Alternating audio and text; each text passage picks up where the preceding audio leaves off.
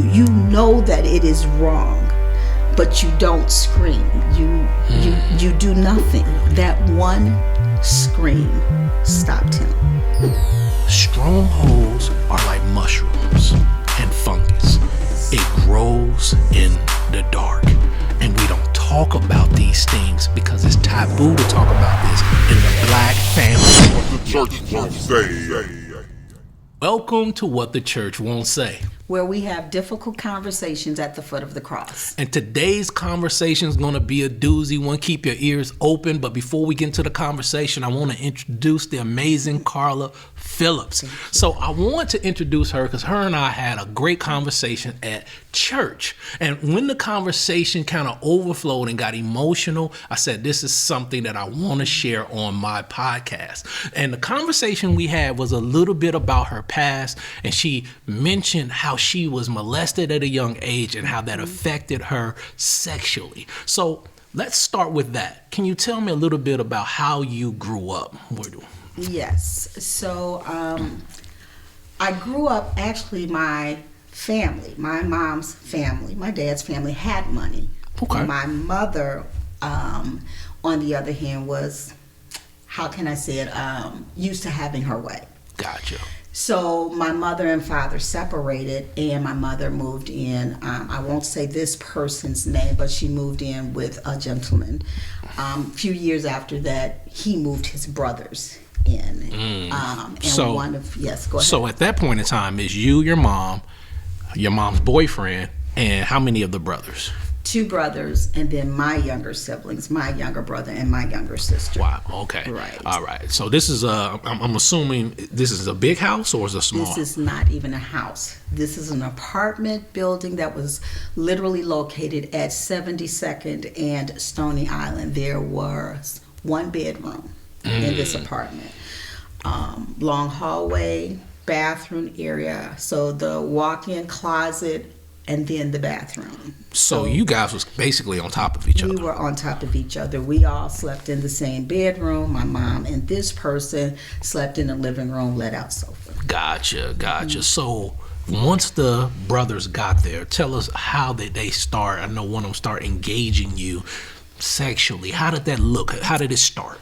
It's interesting because I still say to this day, I don't feel like he primed me, quote unquote, with words or with candy or, with those types of things where they try to get close to you. He literally would wait just simply until my mom was gone. My siblings were younger. They didn't know what was going on anyway. And in this area between where the closets were and where the bathroom was, he would take me into the bathroom. He would literally stand me up on top of the toilet seat, and he would start his initial thing was fondling. That's how he started. So how old were you at this time? 8. Oh, wow. 8. Wow. So you 8 years old. It started when I was in 3rd grade, 8 years old. So he's fondling you in the bathroom. Yes. While you're standing on the toilet. Yes. Okay. Yes. Now, I'm sure as a kid you're confused. Tell us a little bit about your psyche and what you was feeling. And you zone out. You get quiet. You don't know what to say. You don't know what to do. You know that it is wrong, but you don't scream. You do nothing. You just stand there. And then when it's over, you go, well, for me, I would just go back and get a book. Wow. Okay. So that would be the norm. So nobody would knew that I did anything wrong because I was a bookworm. Gotcha. Any point did you get to a point where you told anyone? I was 16 years old before it first came out. Wow. So let's go back to your being 8 years old. How often would he do this to you? If my mom, so the man that we lived with had family in the same building. And the way the building was, it was like L-shaped. So we lived at one end of the L, and he had family on the other end of the L. So if my mom was going down to see those cousins, he had that space to touch me. If my mom said she was going to the store, he had that space to touch me. Because the individual my mom was living with or seeing would be at work. He was a janitor, so he was rarely in the house. Gotcha. The other brother, rarely in the house. I call him the good brother because he was really a good human being. He really was. Did anybody notice what's going on? No. I thought so as a kid. I thought that my mother used to have this saying, I can see what you're doing because I've got eyes in the back of my head. I think all black mothers say right. that. And, I don't think, how can I say it now? My thing was, well, you saw everything else that was going on. You could see everything else we were doing wrong. Why could you not see this? Wow. I know as an adult, even later on, as being a teen, I know my mother did not know because I know my mother. He probably would have left this earth much earlier. But as a child, I blamed her because I just felt that you knew everything else that was going on. Why didn't you know this? Wow. So that's something you harbored? I did. I harbored it until when she got ready to get remarried, I left my mother and moved out. I moved in with my great-grandmother. Gotcha. So I want to backtrack because the question is, I know he fondled you. Did it ever get to a place where he actually penetrated you? He did not. He tried. And that was the first time I screamed. Wow. That scream is literally what stopped him from going forward because now it's no longer a quiet space. He didn't have the security of me being quiet anymore, and he didn't probably, I'm assuming because I'm not him, right. He probably assumed had he tried it again that I would scream, and I screamed because of the pain. So he did not get to do what his intention was. He tried it. Gotcha. Yeah. Gotcha. So what got him to a place where he stopped? What stopped this? That scream. Really? That one scream stopped him.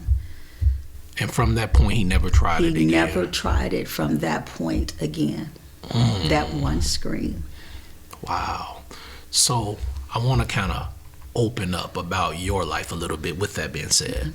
How did that affect you as you grew up in your relationships with men? I think about, 'cause I have to go back to my husband because high school relationships, I wasn't promiscuous. Okay. Very guarded about who I was as a person. Do you think, before you get into this, do you think this relationship, that what you went through, the molestation, was what caused you to be guarded? Absolutely.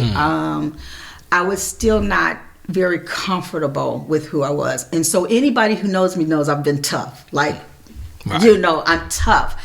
But when it came to any kind of intimacy or just some person, just a guy showing me that they cared, there was still this little girl inside. So I'm looking like a teenager, or I'm starting to look like a woman, but inside I'm still this little girl. Gotcha. And you was about to mention your first husband, or how this impacted. My high school sweetheart. So we started dating. I want to say it was the latter part of my junior year in high school, and even then, I was what they would call paper thin, a waif. Like literally, there was nothing there.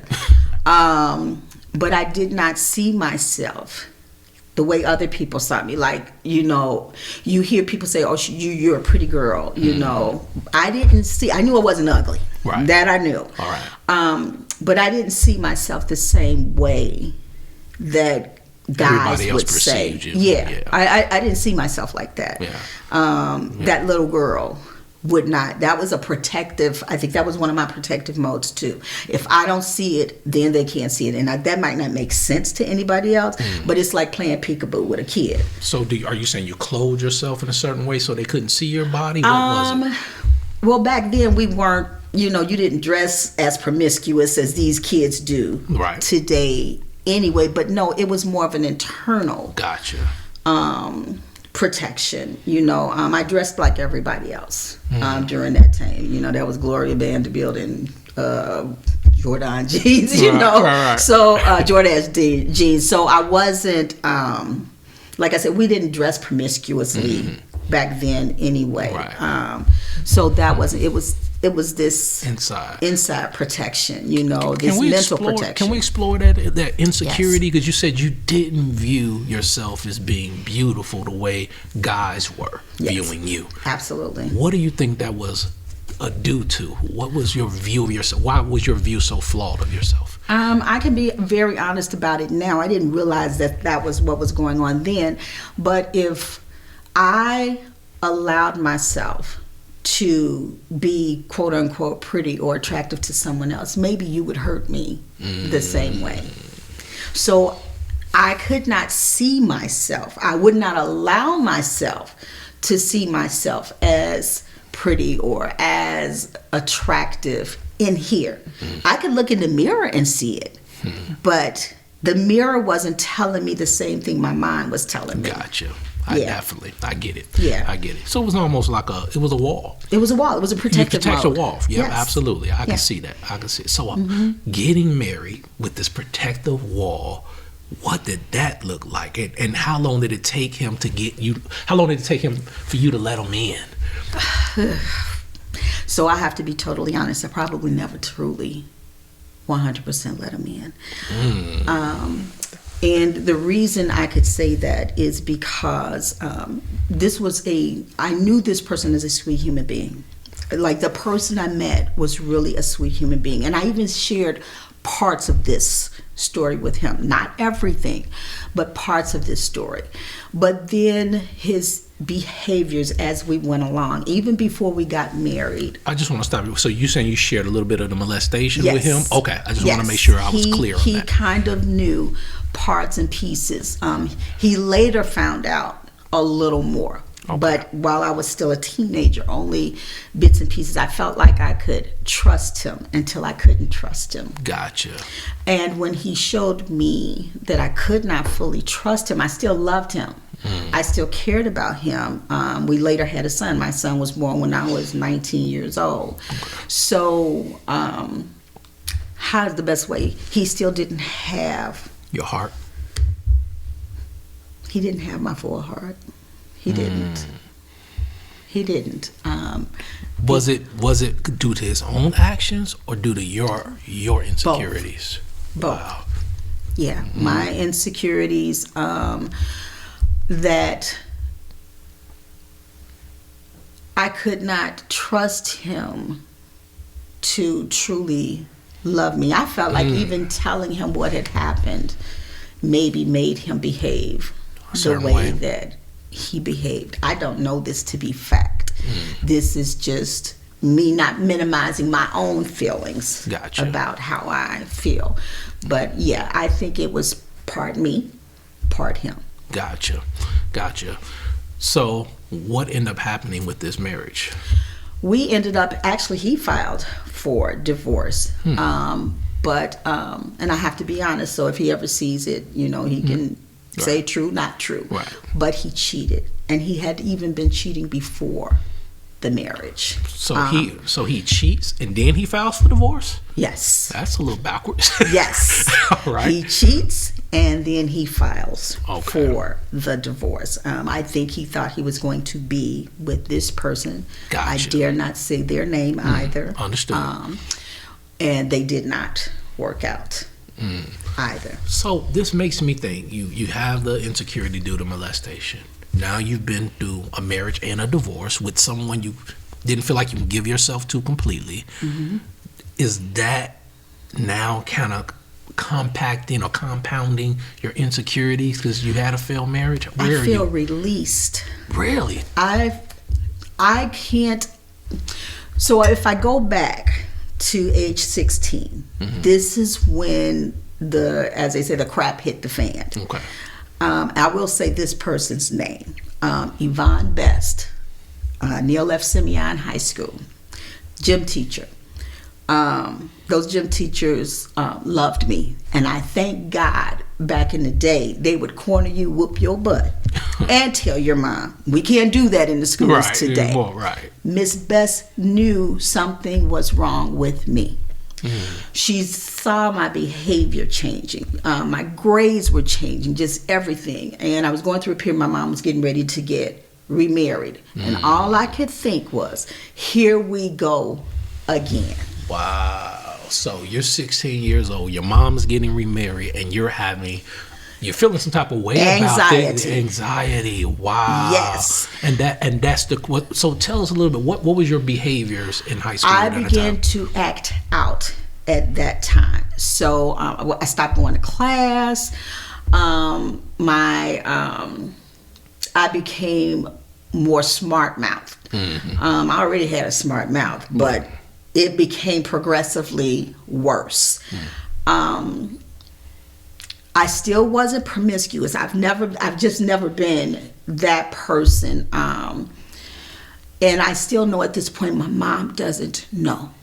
But Miss Bess grabs me, pushes me into the lockers basically, and puts her fingers to my throat to see if she could find a heartbeat. She's thinking I might be pregnant. Got it. And she says, okay, you're not pregnant. What's wrong with you? And I broke down at that point. And I told her my mom's getting married again. Miss Bess didn't know my background. She didn't know the story. Right. So she's just thinking I'm being that child who doesn't want to see their parents get married again. And I still didn't tell Miss Bess the background as to why I didn't want her to get married.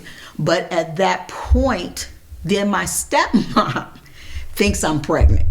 Wow. And so they all are over here. We're at Robert's Clinic, which was that 67th and it's off of 67th Street. And I want to say, was that King Drive or South? It was over in that area. East. It's not there anymore.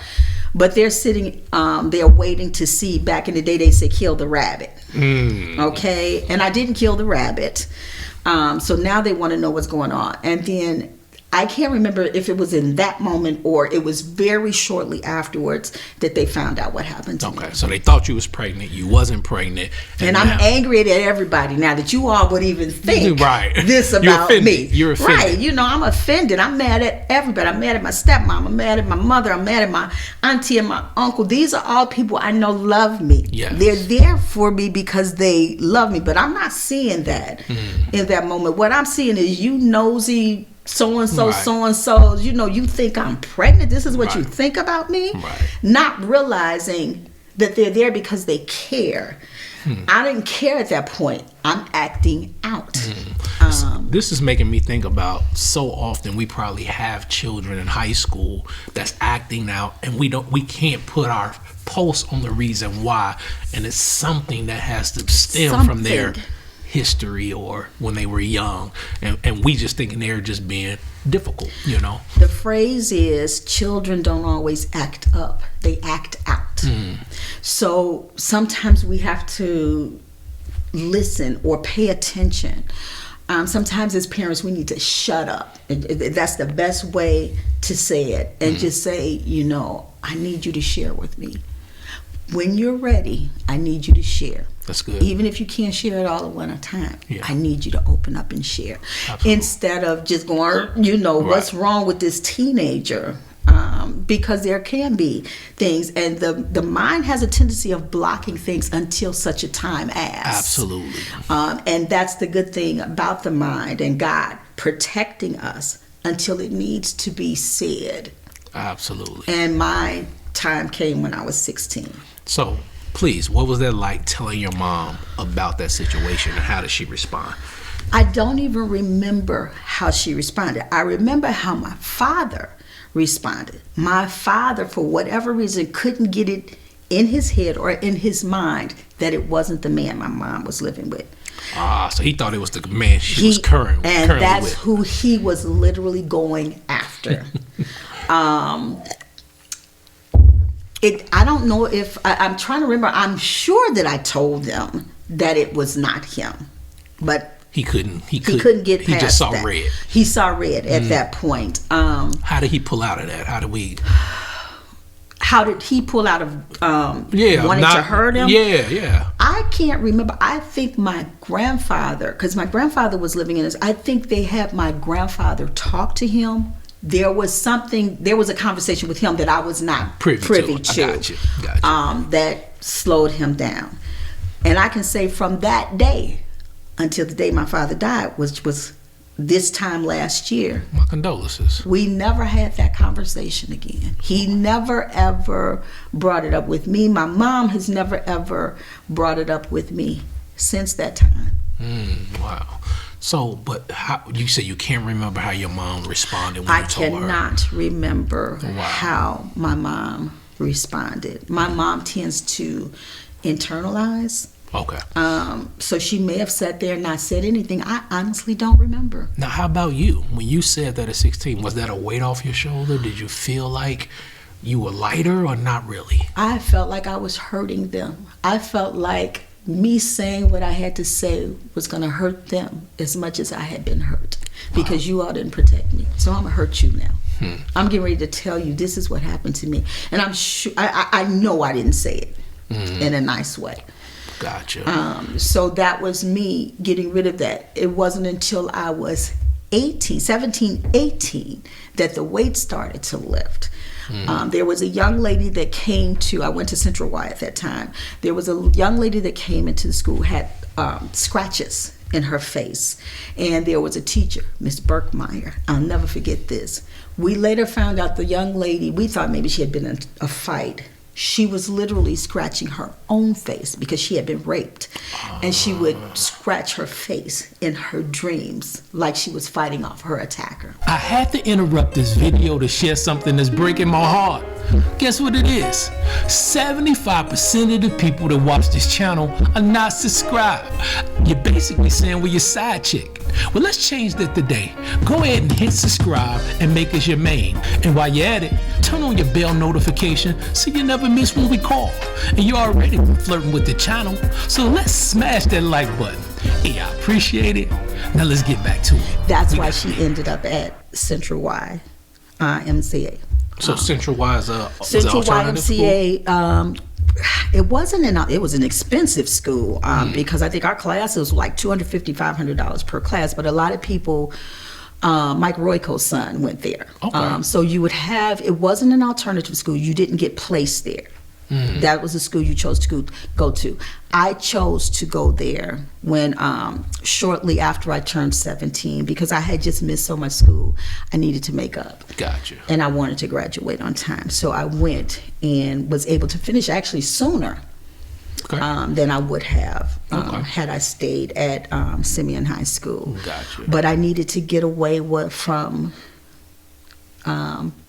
I needed to get away from there. I don't know if me being there, Miss Bess, knowing, that I wasn't pregnant or thinking that I was pregnant, it was something about that situation that I just needed to get away and push myself away from it. Miss Burkmeyer decided that she was going to talk to the girls. Okay. And it was the first time I'd ever shared with somebody else what happened. So that was like the start of the breaking away of the wall. Gotcha. 2000, it had to be 2003, maybe 2005-ish. I had to talk to a forensic psychologist for a case that somebody I knew was part of. Okay. And the advocate for this person, because they were trying to give this person the death penalty, had to talk to family members. And the forensic psychologist, first time I even heard of forensic psychology, talked to us. And they wanted to talk to me and my ex-husband. So me and my ex-husband are literally sitting in this interview. And they knew about the molestation.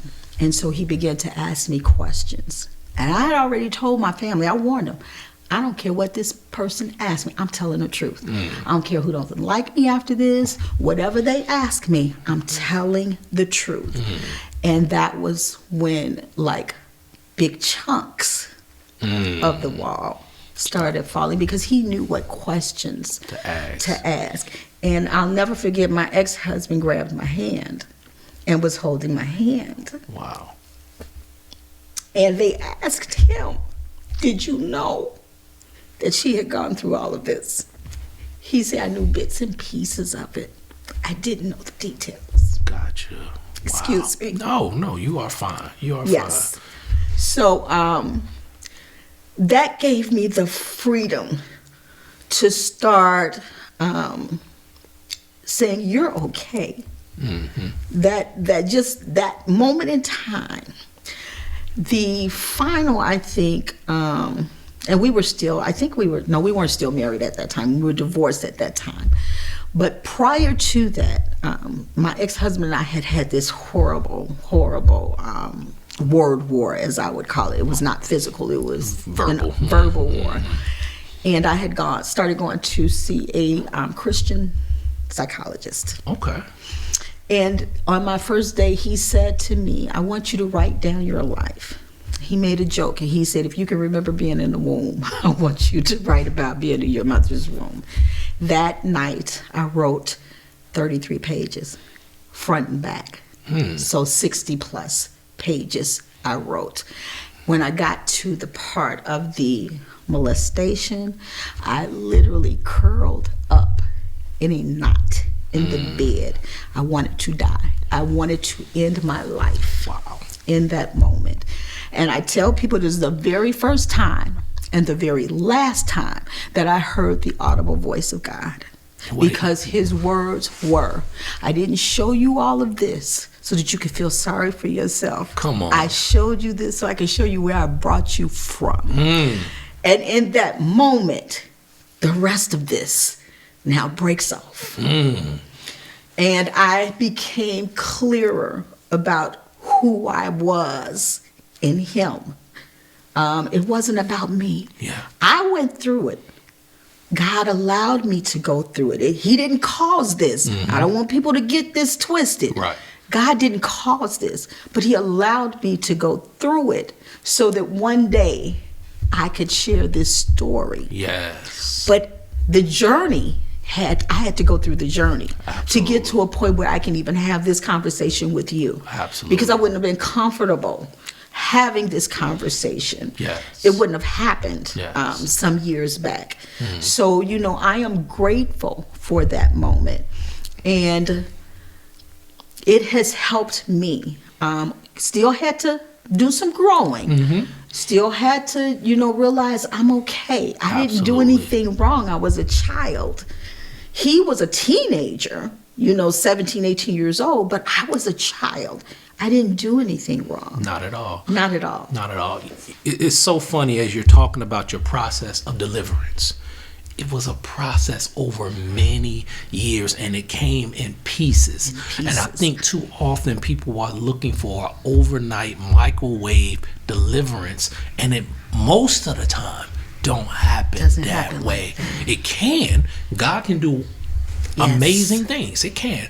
But a lot of times he allows you to walk through it in segments, and people need to know that. Yes. Also, as I'm listening to your story, I was molested as a child as well. And I think there's so many people, and I'm talking about people of our color, where this is done in the dark. And I'm going to tell you something. Strongholds are like mushrooms and fungus. It grows in the dark. And we don't talk about these things because it's taboo to talk about this in the black family.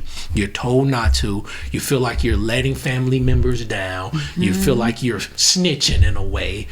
But the person that don't share this have to suffer with the internal consequences of them not sharing. And to me, this can answer the question of why black culture, and I'm talking about us for now, why we're sexually hyper.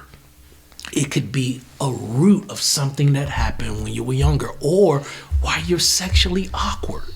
It can be either way because we're all different and it affects us differently. And I just want to let people know, if they can deal with the root of that problem, they can be healthier, whether that's relational or just in their understanding of who they are and their own worldview of who they are. And I'm glad that you said that, because we can't forget, first of all, we are spiritual beings. Yes, those we are. of us who are in Christ. We're also human beings. Yes. And in my undergrad psych class, I had to take human sexuality as part of the course. And our book, and I thought it was a joke. I think I shared this with you. I thought this book was a joke. Our textbook was Sex for Dummies. I remember That was the book.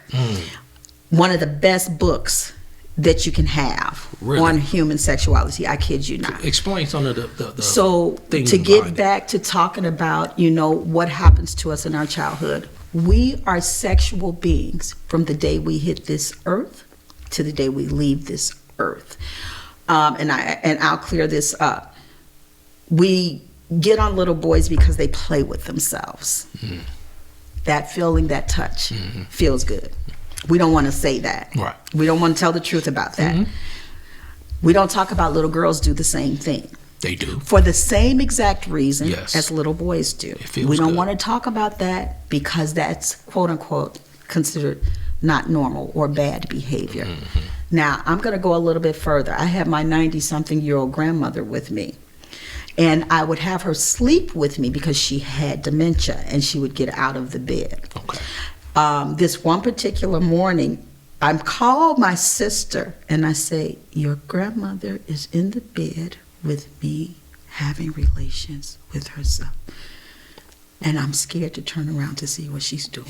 I'm so sorry. No, because we were both I wasn't ready. on the phone laughing about this too, because my sister was like, turn around. I'm like, I cannot turn around. And this is what the book is talking about. It doesn't matter whether we have a mental incapacity, whether we have full function of our brain, we are still sexual beings. Absolutely. And touch feels good.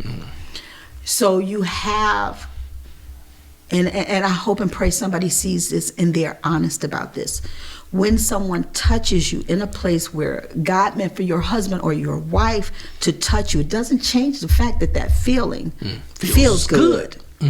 You just know that that's the wrong thing to be doing and that person should not be touching you. And this goes back to you having to live with this ugliness because mom or dad or aunt or grandma or grandpa is saying, well, you can't say anything to Betty Lou because you're going to hurt Betty Lou's feeling, but you're not thinking about that child's feeling and what that child is going through, or teenager, whomever it is. Yeah. You don't think about the pain that they have to internalize and keep so that Betty Lou won't be upset with her husband for touching you. Absolutely. And so we bear this burden, and like you say, fungus, it grows, and it festers, and I don't care how much you cut that mushroom top off, that mushroom top is growing right back, and we don't deal with it. Yes. We talk about, back when I was growing up, it was stranger danger. Absolutely. You didn't talk about family could be stranger danger. Absolutely. Okay, and even today we tell our children good touch, bad touch. I don't care who it is that touches you, you tell me. But we don't have these conversations often enough. Not at all. We don't tell them that, they may say things like, yeah, we'll tell them, they might say that, they'll kill your mom or dad, or they may kill you. But we don't tell them the little silly things that they may say. Because the way that he kept me from opening my mouth was literally telling me that, your mom will beat your butt. And see, you would have to know my mom to understand, because I knew what was happening was wrong. And just him saying that was enough to keep me from telling my mother, because I knew my mother was going to whoop me for what he was doing wrong. Absolutely. So that was my mindset. That was the 8-year-old mindset. Yeah. So we have to have continual conversations with our children. I didn't say continuous, I said continual, never stopping, having these conversations with our children, with our nieces, nephews, whoever, we know is growing up. We have to continue to do that. But now, this is where I could say with the black community, we gotta work on. We gotta create environments where children or teenagers can honestly, openly, transparently be themselves without being rebuked. And too often we create this atmosphere like, do what I say. I don't want to hear that. You know what I mean? Children should be seen and not heard. Exactly. Thank you. That's the right words to say it. And we have to do better with allowing our children the freedom to communicate themselves without ridicule or redirecting a conversation to where you want it to go. Absolutely. You got to teach them they have a voice. And that's something we got to do as a community. Communication one-on-one. Yes. Learn to be an intentional listener. Come on. That's it. Come on. And we don't do that with children. We don't. You know, in our community, we're really bad at that. We get upset when little Johnny curses his Caucasian mother out, and we were like, oh no, we bust our child upside the head for doing that.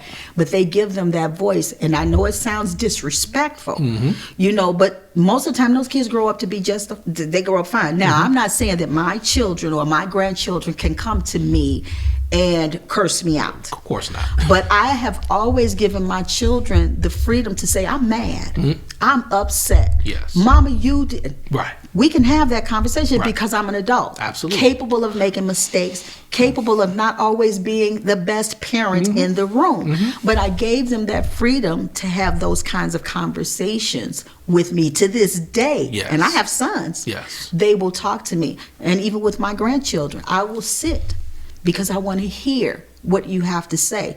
I am not going to be the one that tells you no, because too many no's will eventually make them think, well, why ask or why say? Because the answer is going to be no. There's a scripture in the Bible that says, be angry and sin not. So you can be angry. So being angry is not sin. It is and not. You can allow a child to be angry with setting up boundaries of respect. Yes. You know what I mean? That is possible, you know. But if you teach a child that they can't communicate their anger or frustration, they're going to implode. They're going to implode. And what's going to happen is they're going to hold it. And this was the way I grew up. You know, they're going to hold it, and then you get out there and the wrong person says something, and you explode. And you're fighting, and now you're angry at the world because you have been internalizing all of this, and you don't have a voice at home. And the first thing you said is, I don't know what's wrong with that boy. Right. I don't know what's wrong with that girl. Because every time he tried to express it, you shut him down. So you'll never know what's wrong with him because he don't have the liberty to communicate. Correct. Truly and honestly what's going on with him. You shut him down and you tell him how he should feel. That's another thing. We minimize their feelings instead of letting them express what they feel. And a lot of times, you know, and I tell people now, I even tell, you know, I talk with my daughter-in-law, and I said, every now and again, a person cannot verbally tell you what is wrong, what is going on. Sometimes they need that space to get the words. Yes. And so you have to just know when to back off, because that's part of intentionally listening, is knowing when to back off and give that person the space to have that conversation. I'm going to share something with you that happened to me last year as a grown man. I had a conversation with a friend, and after the conversation, I went into prayer. And as I was praying, I was feeling something. And I said, I don't know what's going on with me, God. What's going on? And you know, I heard the Holy Spirit say, you're offended. I sat there for a minute like, why didn't I know that I was offended? He said, because years you were taught to not express your frustration. You were taught to internalize it. So now you don't even know how to identify offense. Over years of compounding and compressing and muting your voice and your feelings. Yes. Now you need an interpreter, which is God. Thank God for the Holy Spirit, to say, you're upset, son. You was offended by that conversation. That's crazy. Why do I need somebody to tell me I'm upset? Because we've been taught, and I think it's generational, because not so much my parents, but let me just go back to my grandparents, my great-grandparents. They had to internalize. They could not say to master, I don't like, I'm angry, I'm offended. And then you get to my grandparents. They could not tell sharecropper, you know, master, still, I'm upset. You didn't pay me correctly, or you're not paying me at all. Now let me get to my parents. Now, Grandparents great grandparents couldn't do it. Grandparents couldn't do it. So what do you think they taught my parents? You can't do it. So now my parents are teaching us. We can't do it. So where does that soul tie break? I have always been a bit of a rebel.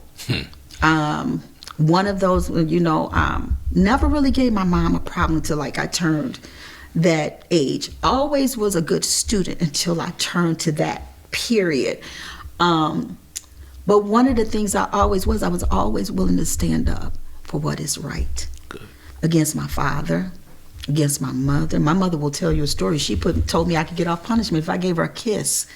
I said, I'll sit up under this table before I kiss you, because I hadn't done anything wrong. Gotcha. And so I learned, probably from that experience, not really understanding that I was learning it, that even though I've got this stuff in me, I'm still a fighter. Yeah. Like God was, keeping me.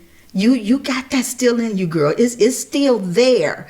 But I had to get to a point where that rebel was open. Like Sister Soldier? Yes. I'm more Sister Soldier now than I am House Mouse. Gotcha. So let me ask you this. As we're wrapping up here, what would you say to someone that's trying to identify what may be causing, rather than being sexually hyper, sexually awkward, or just feeling like they got walls up in relationships due to something along the lines like molestation? What would you say to them? The first thing I would say is that in our community, talking to a psychologist or a counselor is almost like taboo. It is. We think of that as someone thinking that we're crazy. You're not crazy. You have an issue that needs to be dealt with. You have to find someone to talk to. And we do this thing too, where we say, well, God will fix it. Yes, God can fix it all. But God put man here. He created doctors. He created psychologists. He created counselors for us to use. And there are Christian counselors out here where you can share. And if you get to the point where you can't, yes, you're going to pray. And you're going to be very intentional in your prayer. God, I need to release this. Put me in the path. Give me the people that will help me get rid of this pain so that I can move forward and be the person that you desire me to be for you. Absolutely. You have to, it's got to break. Yes. And it doesn't matter whose feelings now are going to be hurt. And it's hard to say whether that's mom, dad, grandma, uncle. Nobody thought about your feelings when you were going through it. And I'm not saying that you don't have to care about other people's feelings, but what I'm saying is put your face mask on first. Yes. And take care of you. It is time to take care of you above everybody else at this point. Absolutely. I'm going to piggyback on that. And I also want to use the word stronghold. A stronghold in war is a place where soldiers hide to defend themselves so they won't take on shots from the enemy. And I want people to know that some of these strongholds from our youth, the enemy is hiding behind. It is a doorway of demonic activity that can actually be hindering you from being the best husband, the best wife, the best employee. It can actually be affecting your emotional state, and it may be something the enemy is using to hide behind, to demonize, to provide anxiety, depression, and insecurity. I'm not saying you have a demon, but it's definitely something the enemy use. And again, going back to that, things that are done in the dark that's not brought to the light, it continues to grow and it continues to canker our souls. Yes. So keep that in mind, my good people. Definitely find you some counseling. Also, you may need to talk to your pastor. You may have to talk to, some people that actually know spiritual things as well to balance out the other aspect of counseling. So sometimes the enemy can use those things to have an inroad To into keep your you life. from your best life. Absolutely. To And that's keep you. what we're about, you having your best life in Christ. Hey, thank you guys for checking us out. I thank you, Carla Phillips, for coming on What the Church Won't Say. We appreciate you for your honest, transparent testimony. You guys, don't forget to share this video. And as always, when you tune in, we'll be right here to say what the church won't say. Till next time.